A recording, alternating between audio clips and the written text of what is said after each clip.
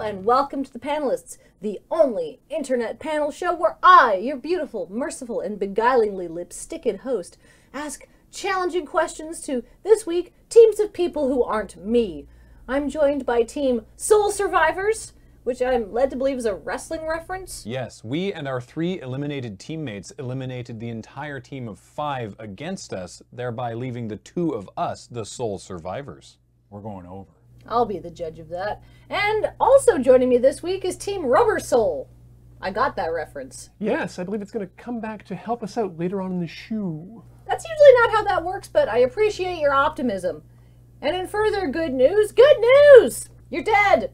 But as it turns out, you died extremely honorably, pushing a pregnant golden retriever out of the way of an out-of-control 1983 Chevy Vendura. Well, the Vendura sure did have a long production life, didn't it? I looked it up. Like 60s to the 90s. Wow. So congratulations. And now, because of your marginal Scandinavian heritage, 1/512th on your great aunt Euphemia's side, you've been admitted into Valhalla to become a Norse god. That said, they've already got gods for all the good stuff. So what do you want to become the minor deity of? Marginally legal gambling, i.e. loot boxes, gacha games, and meat raffles, or Ikea furniture? I know you want to go for that as-is section. Holy hell yes! To be the god of the Ikea furniture, but not just the god of just regular furniture, but the god of as-is? I am absolutely willing to let you guys change your choice to be a slightly worse version of the choice I offered you. Normally that doesn't happen. Normally people argue for an improvement. But yes, you can be the god of broken Ikea furniture purchased at a discount. So that means, wrestling fans, you're the patron saint of loot boxes. Yeah! I love loot boxes. I'm in the minority. Well, everyone loves opening them. It's just psychology. Yeah, it's true. Yeah. It's a beautiful thing. You know what's so great? Like 50-50 raffles? Are we the god of 50-50 raffles at hockey games? Absolutely. Anything that's slightly legally distinct from gambling. It is your name that they shout and or curse. Cakewalks? Is that gambling? I don't even know how. They're supposed to be so easy. I've never done one. I've done one. How do you do a cakewalk? Well, the cakewalk is like you walk in a circle, and then they play music, and then you stop, and you have to like jump on to the cake that you want. And then it's like it's a process of elimination. It's like with the chairs, right, kind of thing. And then the last person surviving gets cake. What makes it so easy that that's like the go-to for describing something as being really easy? But I don't know. Cakewalks are hard. Yeah, it sounds like it's like musical chairs. I have a 0% win percentage in cakewalks lifetime. I think I've won a game of musical chairs like once. Yeah. How many cakewalks have you done? 1. I'm 0-1. How many cakewalks have you two done? Several. It just sounds like a fetish thing, so I don't think I've been on any. You jump onto a cake, you don't sit on a cake. You're using cakes with parts of your body that aren't the normal cake aperture? Is that the right word? Actually, here's a question. You described the process as jumping onto a cake. So is it like you implanting both feet in like a grocery store sheet cake or what? No, it's like a picture of a cake. They put them on the floor. Oh. And they like make a circle out of it. Does that count as gambling? Like, am I barking up the wrong Norse tree here? Do you have to pay to go into the cakewalk? Yes. Then that's gambling. Yes. Well, Yeah. All right, sure. Speaking of gambling, how are things going in the Ikea as-is section today? So here's why I think that we actually have this on lock. When you're a god of gambling, you have to take both the good results and the bad results. You are responsible for both of them. But as the king, nay, the god of the Ikea as-is section, people will pray or give offerings to us simply to receive better things than they normally would in the as-is section. There's a base level. You can't go below broken Ikea furniture, but you can go up into just perfect discounts on, let's say, an entire refrigerator that just has a little mark in the side. You can't even notice it. Yeah, it was a demo unit. Yeah. That would be the case if we were the gods of literal gambling. But I don't want that. I don't want someone praying to us when they put their mortgage on black. No, it's too much pressure. No, you're talking like meat raffles here. You're saying that someone's going to be invoking our name when they put $5 towards the children's choir because they want to put $5 towards the children's choir, and maybe they walk out of there with a honey ham. Yeah. Bonus. Yeah. As far as I'm concerned. And loot boxes, I mean, I suppose that's a little bit weirder of an area, but man, we're just giving everyone that endorphin rush. Win or lose, it's just like you just want to open them. What if we made every loot box a winner? Oh my god, we could have that power. Yeah, we're the gods. EA would be in so much trouble. Mm-hmm. You know the We would loot have boxes already have things in them. Like, guaranteed, right? But what if they only opened rares? Then the commons would become the rares. We'd flip the script. Oh. Normal would become sought after. This sounds like it involves spreadsheets. Maybe I'm not ready for this. We're gods. We can figure it out pretty easily. Oh, yeah, all right, yeah. Yeah. Right, of course. Unlimited cosmic power. We got lots of time, too. We sure do. Although this is Valhalla, I will be a little drunk. Yeah, that's fair. So what kind of offerings are appropriate to the God of the IKEA as-is section? Like Tide pens for getting out minor upholstery stains that have been on, you know, showroom suite floors. Metric bolts, small light bulbs, off-brand batteries. Lampshades. Lampshades always missing from the as-is section. But what do you get out of it? I believe we get to live in an IKEA. I do like the idea of an eternity with Swedish meatballs. Yeah, but how do they feel about dealing with people all the time? That can't be great. Especially when it's like, dear iCore. Are you Gratum? Ionicus. Sure, why not? Yes, Anyway, gambler. yeah. Dearest iCore, I have this tabletop, but I don't have any legs to interface with it. And then I like, what do? They just have to wait around for like someone to ding something on the show floor and hope that. Well, no, we're gods. At that point, you just magically discover 4 matching legs within the bin of legs in the IKEA as-is section. You know how I can tell this is an open position in Valhalla? That has never happened. Now, Corey, here's a question I've got for you. Are we the gods ourselves, and do we reside specifically and forever within the IKEA? Or is this more of a Japanese kami situation, where a tiny bit of each of our souls is embedded into each piece within the as-is section, and therefore is brought home? Imbuing it with some of our power. I pictured us as basically IKEA gnomes that come out at night and stock the as-is section with things for people to find and discover, but you know, maybe spreading ourselves out a bit would be a good idea. No, I like the gnome thing too, actually, because what that means is that this is real and not just an imaginary thing. We could literally just go to IKEA, put on some pointy hats, and live there, and just like shove things into the as-is section that maybe we want or other people do. Hey, host, do you need some stuff from IKEA on the cheap? Maybe a little tithe might make things easier for you. We got a hookup. I will rig every cakewalk from now till the end of time for an extra point. Wow, both teams are now making compelling arguments for my love and/or points, mostly points, which is good because I am incapable of delivering love. But I do have to ask you, Team Gratum, Norse saint of winning a meat raffle and getting the skin you really want for Overwatch, how do people summon you? They're gnomes. They're just pottering around IKEAs randomly and making magical things happen. How do you change outcomes? How else would a gamer invoke the blessing of the god of sick drops from their loot box? A prayer circle of Mountain Dew scented Yankee candles. To be honest, actually, getting what I want all the time has never really filled me with any sort of joy. It's not about the attainment, it's about the struggle. And when you're gambling, you buy a lottery ticket not expecting to win. You don't want, well, you don't expect to get the money. It's all about the dreaming of what you're going to do with that money. And what they've done by taking away the risk of gambling is just make gambling into a transactional experience. Whereas what we do in our IKEA as-is section is we still let the hunt happen.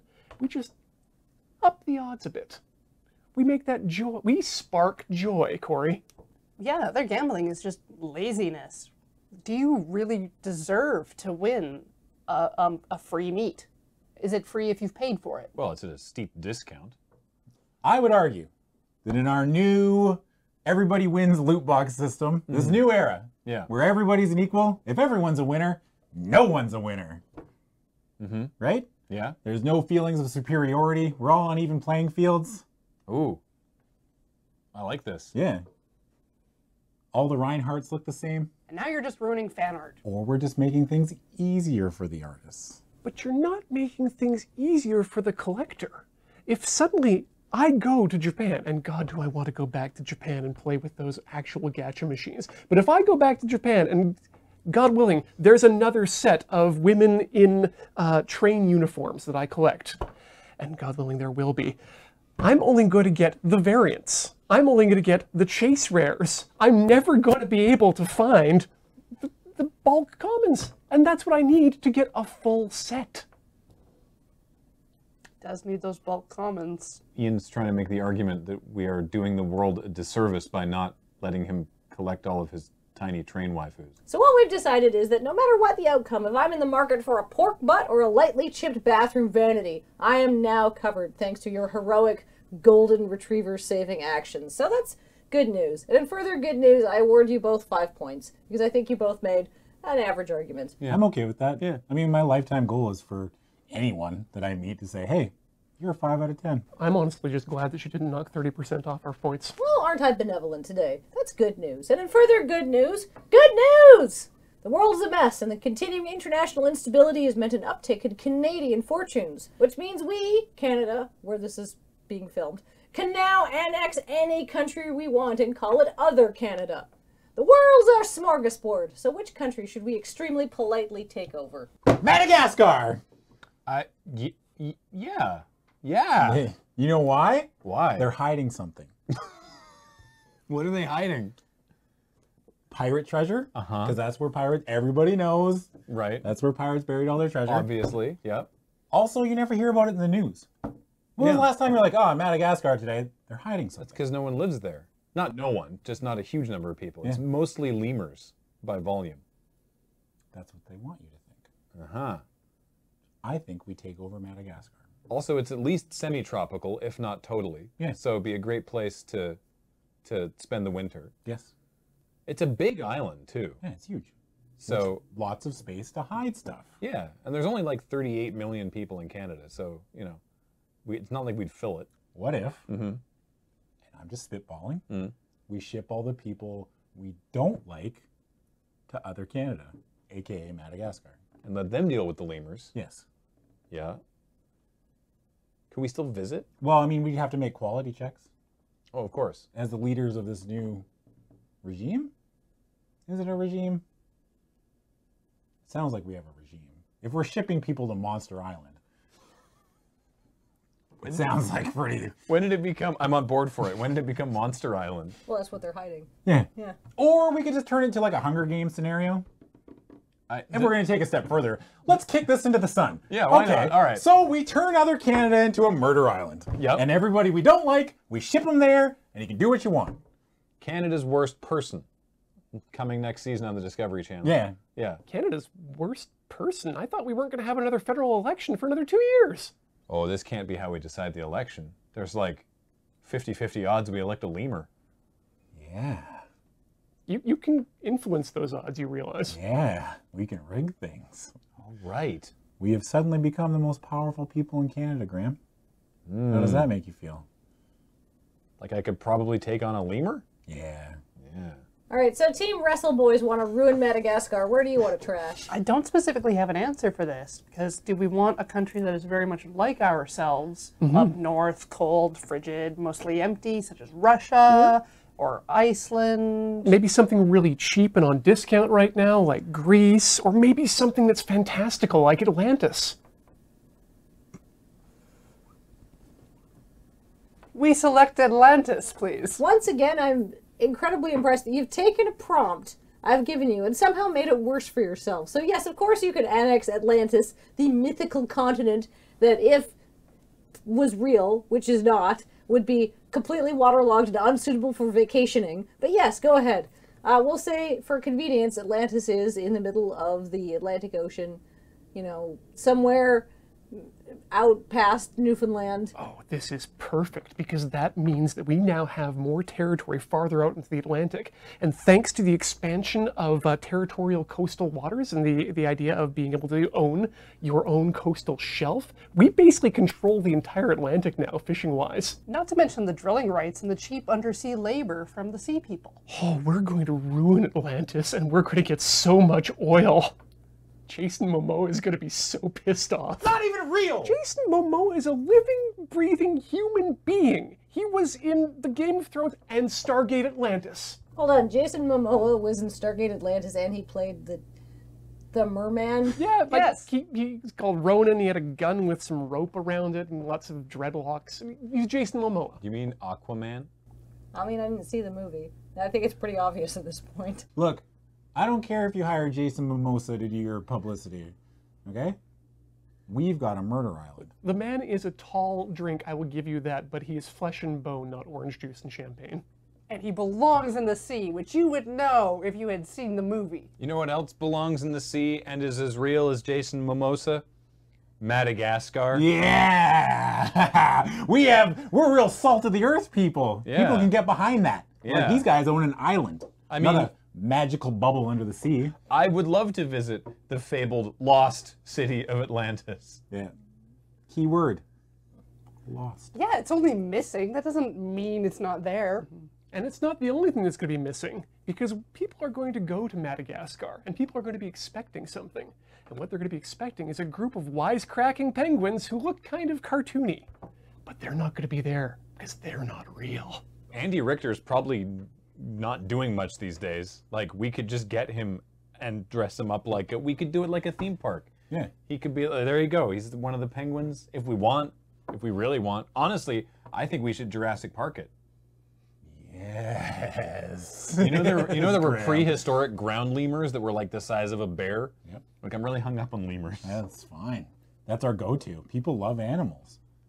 You kidding me? Think about all the Twitter interactions we would get with our giant lemurs. Oh, yeah. Yeah. Here's the lemur sleeping, and everyone's like, oh, 30,000 likes. Boom. Easy. Boom. It's like printing money. Yeah. Also, because this is part of Canada, you know how great it would be to just get, like, colossally baked and go touch a lemur?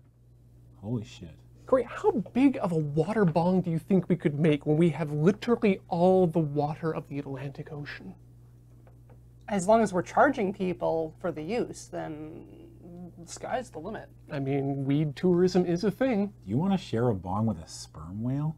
I don't even want to share a bong with you, no offense. Yeah, that's fair. I mean, that's going to be the least of our problems with all the drilling and the tailings. Yeah, why are you giving Atlantis to Alberta? Oh, we're not giving it to Alberta. Alberta might get some of the transfer payments now that they're no longer the Canada's oily breadbasket. Ew. Does Atlantis get a hockey team? You know it. Well, Madagascar gets a hockey team, obviously. Okay, good. Yeah. The Madagascar prehistoric ground lemurs. The Atlantis Seaman. Shit. That's a lot better branding. They're coming for you. I feel like we would sell more plushies. Yeah.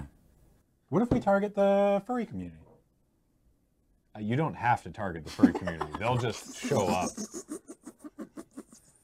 They'll just be like, this is ours now. And we'll be like, well, Oh, can't do anything about that. Madagascar belongs to the furries. Yeah. And I'm chill with that. Yeah. Yeah, furries, come on in. Yeah.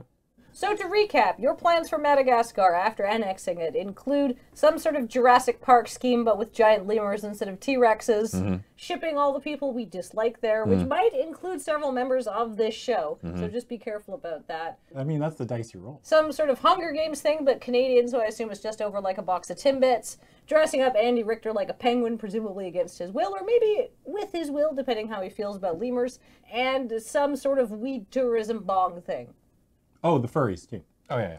6. So what you're saying is you've planned for a robust and diverse economy in other Canada. Ah, it's just Burning Man. With lemurs. What underwater cultural festivals will you be hosting? There's the Enchantment Under the Sea dance. Yeah, we got a whole crustacean band. And that blowfish will blow. This sounds like too much entertainment by Canadian standards. I mean, it's CanCon, so we got to stick it somewhere. Better out in the middle of the ocean than, I guess, on any of our radio stations. Fuck. So what we've come down on is that both teams have extensive and detailed plans for ruining other parts of the world because we haven't ruined Canada enough. Team Beatles reference will be ruining it by stripping the natural resources out, leaving a shattered husk, and in its place installing some sort of third-rate hockey team. Canada to a T. And Team Duo Survivals are just planning on doing some sort of, like, reality TV show where, like, lemurs attack people that we've determined are distasteful. Well, more of like, if you gave an 8-year-old an island. Yeah. I should be disappointed, but that's actually very in keeping with the tone of this show, so I don't know what I expected. So I'm going to give you guys 12 points because I think you had some very funny arguments.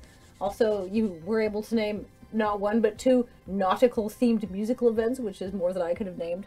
So bringing your grand total up to 17. And I'll give you guys 10 points for not really having a clear plan outside of lemurs and making Andy Richter feel degraded. Which, I mean, is worth some points, but not as many points as those. So, I guess in the end, Team Rubber Soul wins. I guess Madagascar isn't the land of opportunity after all. The paradise we've created has betrayed us. You missed a chance for Djibouti. Overshot. Ah, suck my Djibouti, Horner. Beautiful. This has been The Panelists.